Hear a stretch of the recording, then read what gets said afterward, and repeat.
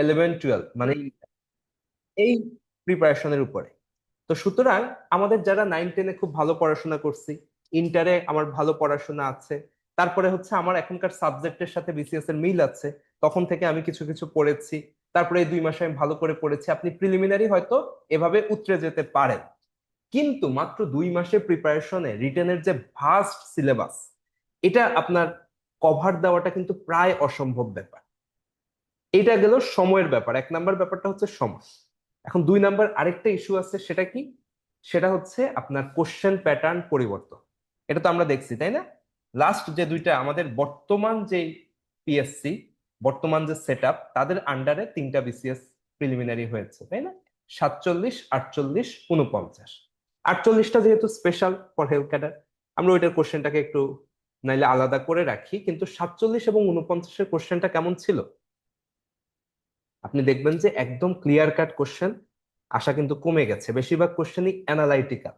যেমন আগে কি ধরনের কোশ্চেন আসতো? আগে আসতো যে দ্বিজাতি তত্ত্বের প্রবক্তা কি, সোজা সুজি আনসার। এখন হয়ে যাচ্ছে দ্বিজাতি তত্ত্বের স্বপ্ন দশটাকে। মানে আপনি শুধু ইনফরমেশন জানলে হবে না, সেই ঘটনাটার প্রেক্ষাপট কি, কিসের প্রেক্ষাপটে সেটা হয়েছিল, সেটা আপনাকে জানতে হবে। অর্থাৎ এটা আবার কিসের প্রিপারেশন? এটা কিন্তু রিটেনের প্রিপারেশন, কারণ রিটেনে যখন এভাবে লিখতে হয় আমাকে এভাবে পুরো ঘটনাটা লিখতে হয়। অর্থাৎ এখন প্রিলিমিনারি কোশ্চেনই এমন আসতেছে যে যেই লোকটা রিটেনের প্রিপারেশন নেওয়া আছে সে কিন্তু বাকিদের চেয়ে এগিয়ে থাকবে। এজন্য সমস্যাটা হচ্ছে কি, একটা বৈষম্য তৈরি হওয়ার একটা চান্স আছে। কি বৈষম্য? যে যারা আগে 2-3 বার রিটেন পরীক্ষা দিয়েছে, মোটামুটি রিটেনের উপর দখল আছে, সে কিন্তু এই প্রিলিমিনারি পরীক্ষাগুলোতে যে একেবারে নতুন তার চেয়ে ভালো করার চান্স বেড়ে গেল, তাই না? আবার একেবারে যে নতুন, মনে করেন আপনি আজকে থেকে 50তম বিসিএস এর প্রিপারেশন শুরু করবেন। আজকে হচ্ছে ডিসেম্বরের 10 তারিখ, আপনার হাতে সময় আছে 1 মাস 20 দিন। শেষ করা খুব কঠিন, তারপরে মনে করলাম যে আপনার রেসিডুয়াল নলেজ খুব ভালো, আপনি কোনো মতে উতরাই গেলেন। এরপরে যে 2 মাস, সেই 2 মাসে আবার রিটার্নের চান্স পাওয়া, আমি বলতেছি না অসম্ভব, আমি কাউকে ডিসকারেজ করতেছি না, কিন্তু ব্যাপারটা অনেক বেশি কঠিন হয়ে যাচ্ছে। এবং তার চেয়ে ভালো কি হয়, আমি হচ্ছে যদি আজকে থেকে আমি 51তম বিসিএস এর প্রিপারেশন শুরু করে দেই, হাতে পর্যাপ্ত সময় থাকবে এবং আমি আস্তে আস্তে পড়ব। যেহেতু আমার কোশ্চেন আসবে অ্যানালাইটিক্যাল, আমি জানি কোশ্চেন আসবে অ্যানালাইটিক্যাল, আমি শুরু থেকেই কি পড়ব? শুধু ইনফরমেশন মুখস্থ না করে আমি ওইটার প্রেক্ষাপট জেনে ওইটা আমি আস্তে আস্তে এমন ভাবে পড়বো যেন প্রিলি আর রিটেন একসাথে কভার হয়। এখন কথা হচ্ছে, এটা কি আসলেই সম্ভব? প্রিলি আর রিটেনের মধ্যে মিল কতটুকু, এটা কি একসাথে পড়া সম্ভব? সেটা নিয়ে হচ্ছে আমাদের আজকের আসলে এই প্রেজেন্টেশনটা। দেখেন, এটা হচ্ছে প্রিলিমিনারি এবং রিটেন পরীক্ষার মার্ক ডিস্ট্রিবিউশন। সাবজেক্ট তো প্রিলিমিনারি তো যা, সেই বাংলা, ইংরেজি, বাংলাদেশ, আন্তর্জাতিক, ভূগোল, সাধারণ বিজ্ঞান, কম্পিউটার, গাণিতিক যুক্তি, মানসিক দক্ষতা, নৈতিকতা। দেখেন, রিটেনও সেই বাংলা, ইংরেজি, বাংলাদেশ, আন্তর্জাতিক, গাণিতিক যুক্তি, সাধারণ বিজ্ঞান। মানে বাদ পড়লো কোনটা অ্যাকচুয়ালি? নৈতিকতা। ভূগোলটাকে আমরা বাদ দিতে পারি না, কারণ ভূগোল তো আসলে সেই বাংলাদেশ আন্তর্জাতিকের ভিতরেই চলে আসে। তো সুতরাং নৈতিকতাটা আমার মাত্র 15 মার্ক কিন্তু বাদ পড়লো, বাকি কিন্তু সাবজেক্টের দিক থেকে অন্তত মিল আছে। এবার দেখি, সাবজেক্ট গেল কিন্তু কন্টেন্ট কি মিল আছে? তাহলে সেটাও আমরা একটু দেখি। দেখেন, বাংলা যে প্রিলিমিনারি সিলেবাস, এটা 2টা পার্টে ভাগ করা হয়। একটা হচ্ছে সাহিত্য, একটা হচ্ছে ব্যাকরণ। সাহিত্যে আগে ছিল 20 মার্ক, এটা নতুন একদম সম্প্রতি পরিবর্তিত সিলেবাসে এটাকে 15 করা হয়েছে। আর ব্যাকরণে তো আগেও 15 ছিল। তাহলে এই যে সাহিত্যে 15 আর ব্যাকরণে 15, এটা হচ্ছে আমার প্রিলিমিনারি মার্ক। রিটেনে কি সাহিত্য আছে? আছে? আমরা রিটেন কোশ্চেন দেখেছি, রিটেনে সাহিত্য আছে এবং এটার উপরে মার্ক থাকে কত? 30 মার্ক। ব্যাকরণ আছে, এখান থেকে কত মার্ক থাকে? 30 মার্ক। তার মানে আপনি যে সাহিত্যটা পড়বেন, আপনি যদি একটু চালাকি করে পড়তে পারেন, আপনার একসাথে প্রিলিয়ার রিটার্ন কভার করে যাবে। তবে অবশ্যই একটু চালাকি করে করতে হবে। কারণ কি, আমরা প্রিলি যখন পড়ি আমরা শুধু পড়ি যে অমুক লেখক অমুক বই লিখেছে, তাই না? কিন্তু রিটার্নে আপনাকে কি লিখতে হবে? যে অমুক বইয়ের মনে করেন নামকরণের সার্থকতা লেখো, বা অমুক বইয়ের এই চরিত্রটাকে তুমি বিশ্লেষণ করো। অর্থাৎ আমি যদি প্রিলি রিটার্ন একসাথে পড়তে চাই, তাহলে আমাকে ওই সাহিত্যিক সম্পর্কে যখন আমি পড়বো, তার উল্লেখযোগ্য বই এবং সেই বইয়ের প্রেক্ষাপট, সেই বই সম্পর্কে আমার বিস্তারিত পড়তে হবে। ব্যাকরণটা তুলনামূলক একটু ইজি, কারণ ব্যাকরণে যেগুলো আসে এগুলো প্রিলি আর রিটেনে একই রকম। দেখেন আপনাদের সুবিধার জন্য ব্যাকরণের কিছু জিনিস, প্রবাদ প্রবচন বাগধারা, একদম প্রিলিতেও যা যা পড়বেন রিটেনেও তা পড়বেন। বানান শুদ্ধি, প্রিলির জন্য আপনি শুদ্ধ অশুদ্ধ পড়বেন, রিটেনেও সেম জিনিসই আসবে, এগুলা সেম। দেখেন আমি একটা কোশ্চেন দেখাইছি, দুইটাই 47তম বিসিএস এর কোশ্চেন। একটা হচ্ছে প্রিলিমিনারির কোশ্চেন, একটা হচ্ছে রিটেনের কোশ্চেন। দেখেন প্রিলিমিনারি পরীক্ষায় এসেছে সৈয়দ ওয়ালিউল্লাহর চাঁদের অমাবস্যা, এটা একটা উপন্যাস। এই উপন্যাসের রূপায়ণ ঘটেছে কোন জীবন দর্শনের? আগে কিন্তু প্রিলিমিনারিতে এই ধরনের কোশ্চেন কমই আসতো। আসতো কি, চাঁদের অমাবস্যা কে লিখেছে, তখন আমরা পারতাম যে। এখন আপনাকে কি জানতে হচ্ছে যে চাঁদের অমাবস্যা উপন্যাসে আসলে কি ধরনের জীবন দর্শন, আসলে এটা কি ধরনের কোশ্চেন? এটা কি প্রিলি টাইপ কোশ্চেন না written type question? Written type. তার মানে আপনি যখন রিটেনের প্রিপারেশন নিবেন আপনি তো এভাবেই নিবেন যে রবীন্দ্রনাথের চোখের বালি উপন্যাসে এটার ভাবাদর্শ কি, কি জীবন দর্শন, উল্লেখযোগ্য চরিত্র কি। তাহলে দেখেন যেই লোকটা একবার রিটেন প্রিপারেশন নিচ্ছে আপনার কাছে এটা কি একদম খুব কঠিন কোশ্চেন, এটা কি ধরনের কোশ্চেন, এটা কোথা থেকে আসলো, কিন্তু যে একবার রিটেনের প্রিপারেশন নিচ্ছে তার জন্য কিন্তু এটা কমন কোশ্চেন। দেখেন সেম কোশ্চেন, একই বিসিএস, 47তম বিসিএস এ আসছে রিটেনে। নিচের প্রশ্নগুলোর উত্তর দিন। দেখেন এই যে আমি যে বললাম যে সাহিত্যে মার্ক আছে 30 মার্ক, এগুলাই হচ্ছে সেই 30 মার্ক। তার মধ্যে 5 নম্বর কোশ্চেন কি, সৈয়দ ওয়ালিউল্লাহর নাট্যকৃতি সম্পর্কে লিখুন। মানে আপনি রিটেনের জন্য তো সৈয়দ ওয়ালিউল্লাহ তো বাংলা সাহিত্যের একজন উল্লেখযোগ্য সাহিত্যিক, তার সম্পর্কে না পড়ে আপনি নিশ্চয়ই রিটেন দিতে যাবেন না। তো তার সম্পর্কে আপনি যখন একবার রিটেন স্টাইলে পড়ে ফেলবেন তখন প্রিলিমিনারিতে যত কঠিন কোশ্চেনই আসুক আপনার জন্য কি আর এটা আনকমন হবে? হবে না। এবং এইভাবে না পড়ে কি আর উপায় আছে? কারণ কোশ্চেন এখন থেকে এই প্যাটার্নেই আসবে। এবার তো ডেমো দিচ্ছে, মানে একটা দুইটা কোশ্চেন, সামনের বারে দেখবেন যে এটাই হয়ে যাবে আপনার 50% কোশ্চেন, বুঝছেন না? তো সুতরাং এভাবে না পড়ে আপনার উপায়ও থাকবে না। তবে তাই বলে 100% কি মিলবে প্রিলিয়ার রিটেনের? 100% তো মিলবে না। যেমন এমন কিছু জিনিস আপনি পাবেন যেগুলো হচ্ছে প্রিলিতে নাই, অনলি রিটেনে আছে। যেমন রচনা, ভাব সম্প্রসারণ, সারমর্ম, অনুবাদ, সংলাপ। তাহলে এগুলা আপনাকে আলাদা করে পড়তে হবে। আপনি এগুলাও যদি রেখে দেন যে আমি প্রিলির পরে পড়বো, যে সময় আছে কয় মাস, 2 মাস, তখন আপনার কঠিন হয়ে যাবে। তাইলে এগুলাও আপনি যদি প্রিলির আগেই পড়ে ফেলতে পারেন যথেষ্ট সময় নিয়ে, যেমন এখন থেকে যদি আমি 51 প্রিপারেশন শুরু করি আমি চাইলে পারবো, কিন্তু আমি যদি যখন সার্কুলার দিবে তখন শুরু করি তাহলে আমি পারবো। তাহলে আপনি যদি এখন থেকে শুরু করেন তখন আপনার জন্য আর ওই 2 মাস সময় আপনার জন্য, আপনি শুধু রিভিশন দিবেন, কেমন? এবার আসি বাংলার পরে আমরা ইংরেজি। ইংরেজিতে প্রিলিয়ার রিটেনের মিলটা একটু কম বাংলার তুলনায়, তাই না? কারণ কি? কারণ ইংলিশ লিটারেচার আসলে রিটেনে থাকে না, ইংলিশ লিটারেচার থেকে রিটেনে কোনো কোশ্চেন থাকবে না। থাকবে কি, আপনার রিটেনে 100 মার্কের একটা আনসিন প্যাসেজ থাকবে, তারপরে হচ্ছে আপনার অনুবাদ, তারপর হচ্ছে আপনার কম্পোজিশন, এরকম বিভিন্ন জিনিস থাকবে। তো এইখানে আপনার যেটা টার্গেট থাকবে বা আমাদের যেটা টার্গেট থাকবে, আমাদের সাথে যখন আপনারা যুক্ত হবেন, প্রথম কথা হচ্ছে আপনাদের ভোকাবুলারির রেঞ্জটা বাড়বে। দেখেন আমাদের most of the student, most of the candidate suffer করে কিসে? দুইটা সাবজেক্ট, ইংলিশ এবং ম্যাথ। এবং ইংলিশে কেন সাফার করে? কারণ আমাদের ভোকাবুলারিটা লিমিটেড।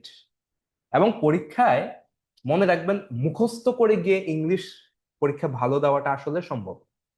হ্যাঁ, একদম এক্সট্রিমলি লাকি যদি হন তাহলে আপনার একটা কম্পোজিশন কমন আসতে পারে। এটার জন্য আপনার মানে কি এক্সট্রিমলি লাকি হইতে হবে, নর্মাল লাকি হইলেও হবে না। তাহলে আপনাকে এমন একটা মেন্টাল প্রিপারেশন নিয়ে যাইতে হবে যে আমাকে একটা জিনিস বানিয়ে বানিয়ে লিখতে হবে। তো বানিয়ে বানিয়ে লিখতে হলে আপনি চিন্তা করেন আপনার একটা ইংরেজির একটা সমৃদ্ধ শব্দ ভান্ডার থাকতে হবে, ভোকাবুলারি থাকতে হবে, এবং এই যে বানিয়ে লেখার একটা অভ্যাস থাকতে হবে। যেই জন্য আমাদের যে কোর্স থাকবে সামনে, এই কোর্সের একটা বড় আপনাদের অংশ থাকবে যে আপনাদেরকে ফ্রি হ্যান্ড রাইটিং এ অভ্যস্ত করে তোলা। আপনাদেরকে কাজ দেওয়া হবে, অ্যাসাইনমেন্ট দেওয়া হবে, সেই অ্যাসাইনমেন্ট আপনারা যখন জমা দিবেন আমরা ওইটা মূল্যায়ন করব, এবং বারবার এই যে প্র্যাকটিস করতে করতে আপনি ফ্রি হ্যান্ড রাইটিং এ অভ্যস্ত হয়ে উঠবেন। তো সেটা আপনাকে রিটেনে একটা বাড়তি এজ দিবে। আর প্রিলিমিনারিতে আপনি যত ভোকাবুলারি জানবেন সেটা আপনার প্রিলিমিনারিতে ব্যাকরণ পার্টে বা গ্রামার পার্টে আপনাকে সাহায্য করবে।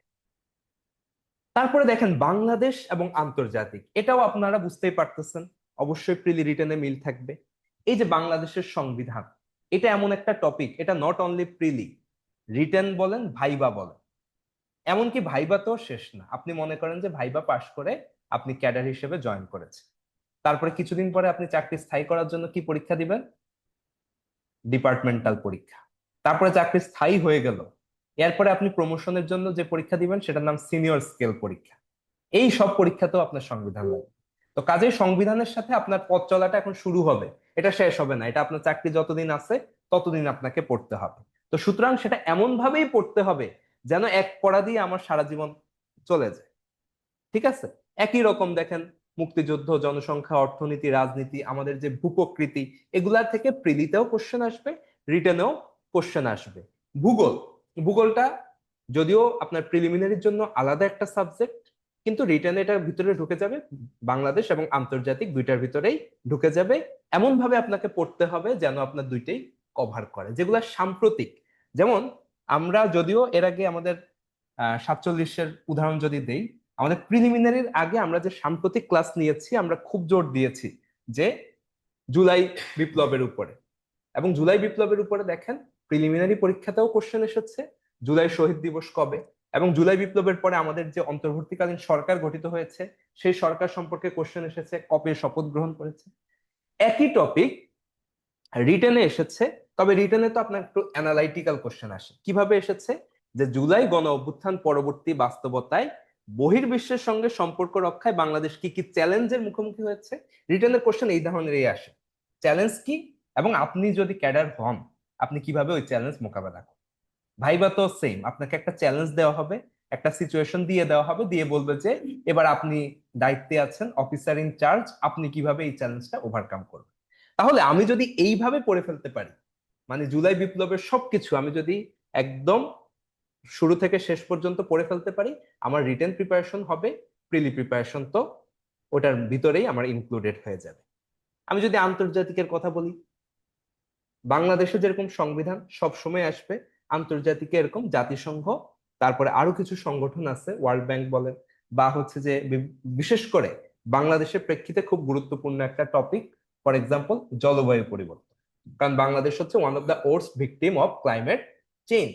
তাহলে এই যে জলবায়ু পরিবর্তন বলেন, জাতিসংঘ বলেন, এই ধরনের অনেক টপিক যেটা আপনার প্রিলিতেও কোশ্চেন আসবে, রিটেনেও কোশ্চেন আসবে। আমি যদি একটা এক্সাম্পল দেই, 47, এগুলো কিন্তু সব 47 বিসিএস এর এক্সাম্পল। 47 বিসিএস এর প্রিলিমিনারিতে পরীক্ষায় কোশ্চেন এসেছে ক্লাইমেট ভালনারেবল ফোরাম বা ফর্ম কবে প্রতিষ্ঠিত হয়। অ্যান্সার হচ্ছে 2009, এটা হচ্ছে ইনফরমেশন আকারে। আর আপনার আন্তর্জাতিক যে রিটেন সেখানে এসেছে ওই যে অ্যানালাইটিক্যাল কোশ্চেন, যে আপনাকে একটা সিনারিও দিয়েছে, যেভাবে আমরা সৃজনশীল পরীক্ষা দিয়ে এসেছি, যে জলবায়ু পরিবর্তন মোকাবেলায় একটা ক্লাইমেট ফান্ড দেওয়া হয়েছে। এখন এই ক্লাইমেট ফান্ড থেকে আপনি আশ্বাস পাচ্ছেন যে আপনাকে টাকা পয়সা দেওয়া হবে, কিন্তু টাকা পয়সা পাওয়ার ক্ষেত্রে বিভিন্ন চ্যালেঞ্জ তৈরি হচ্ছে। আর এরপরে হচ্ছে আপনার কোশ্চেন করা হয়েছে আর কি, যেভাবে সৃজনশীল কোশ্চেন করা। তো সুতরাং আমরা আপনাদেরকে এমন ভাবে প্রিপারেশন সাহায্য করতে চাচ্ছি যেন আপনি এই জলবায়ু পরিবর্তন সম্পর্কে ইন অ্যান্ড আউট সবকিছু আপনি জানবেন। এরপরে যখন আপনাকে একটা স্ট্রেট কাট ইনফরমেশন জানতে চাইবে প্রিলি পরীক্ষায়, সেটাও আপনি অ্যান্সার করতে পারবেন। যখন একটা চ্যালেঞ্জ দিয়ে বলবে এটা কিভাবে ওভারকাম করবে, সেটাও আপনি ওভারকাম করতে পারবেন বা পরীক্ষা অ্যান্সার করে আসতে পারবেন। সেম জিনিস, আমি আর বিস্তারিত যাচ্ছি না। গণিতে তো প্রিলি আর রিটার্নের মধ্যে অ্যাকচুয়ালি কোনো পার্থক্য নেই। একই অঙ্ক প্রিলিতেও আসতে পারে, একই অঙ্ক রিটেনেও আসতে পারে। পার্থক্য কি? প্রিলিতে আসলে আপনি মাথার মধ্যে করবেন, রিটেনে আসলে আপনি খাতার মধ্যে করবেন, আর কোনো পার্থক্য নেই। মানসিক দক্ষতাও সেম। দেখেন এই যে মান নির্ণয়, সেম অঙ্ক, এমনও রেকর্ড আছে যে সেম অঙ্ক প্রিলিতেও আসছে, সেম অঙ্ক রিটেনেও আসছে। তাহলে প্রিলি এবং রিটেনের গণিত এবং মানসিক দক্ষতা পার্টে অ্যাকচুয়ালি কোনো পার্থক্য নাই। দেখেন মানসিক দক্ষতা, এই 47 বিসিএস এর কোশ্চেন, দুইটাতেই বলছে যে এই ছবিতে ত্রিভুজের সংখ্যা কত। দুইটাতে কোনো পার্থক্য নেই। এটা হচ্ছে প্রিলির কোশ্চেন, এটা হচ্ছে রিটেনের কোশ্চেন। আলাদা করে দেখলে আপনি ধরতে পারবেন না যে কোনটা প্রিলিতে আসছে কোনটা রিটেনে আসছে। আপনার ধারণা আছে কোনটা প্রিলিতে আসছে কোনটা রিটেনে আসছে? সেম জিনিস, দুইটাই সেম, কিন্তু একটা প্রিলির কোশ্চেন, একটা হচ্ছে রিটেনের কোশ্চেন। তাহলে গণিত আমি একভাবেই পড়তে হবে, একটা প্রিপারেশনে আমার প্রিলি রিটেন কভার করে যাবে। সেম জিনিস সায়েন্স, সায়েন্সও একই রকম। প্রিলিতে আসে জাস্ট একটা কোশ্চেন, এটার সাথে সাথে অ্যান্সার দাও, রিটেনে আসে এটা সম্পর্কে একটু বর্ণনা লেখো। মনে করেন এই যে আপনার অপটিক্যাল রিডিং, দুইটা ফাইবার অপটিক কমিউনিকেশন, দুইটাতেই আমরা আলোকে ব্যবহার করে আমরা হচ্ছে কি করি, ইনফরমেশনটাকে ট্রান্সফার করি। দুইটার আমার যে মূলনীতি সেটা কিন্তু সেম। তো সেটা থেকে আপনার প্রিলিতেও কোশ্চেন এসেছে, রিটেনেও কোশ্চেন এসেছে। তাহলে আমরা মূলত কি চাচ্ছি? আমরা চাচ্ছি আপনি এমন ভাবে প্রিপারেশন নিন যেন আপনার একবার প্রিপারেশনে সব পরীক্ষা কভার করে যায়। কেমন?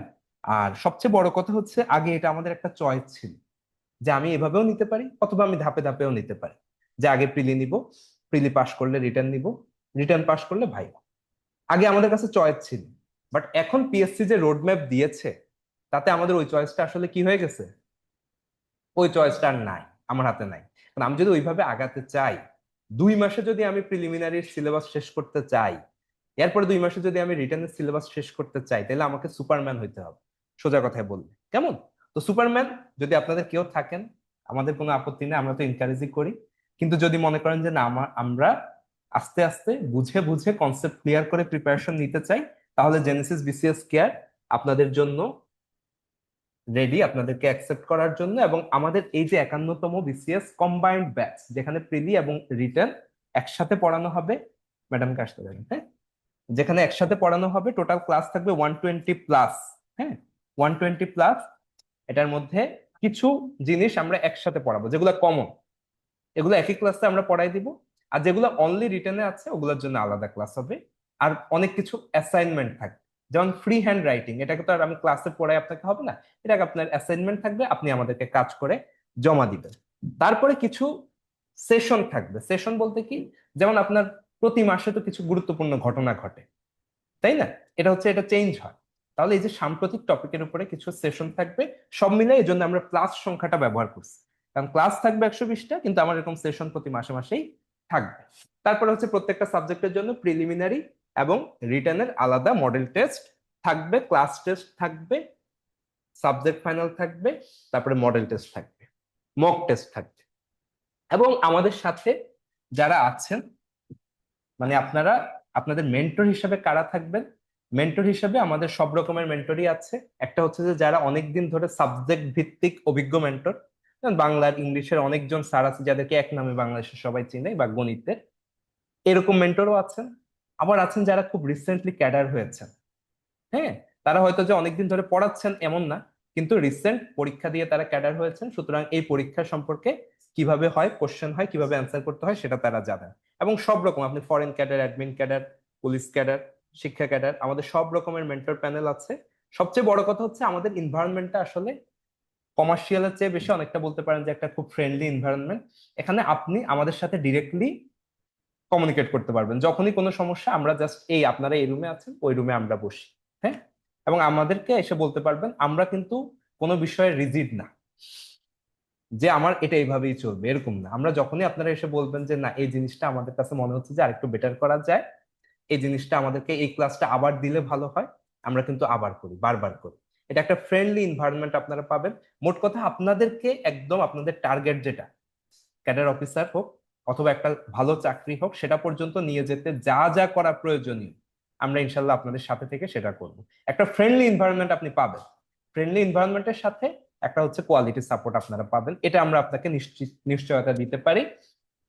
তো আপনাদেরকে আমন্ত্রণ থাকলো, ইনশাল্লাহ দেখা হবে সামনে সবার সাথে।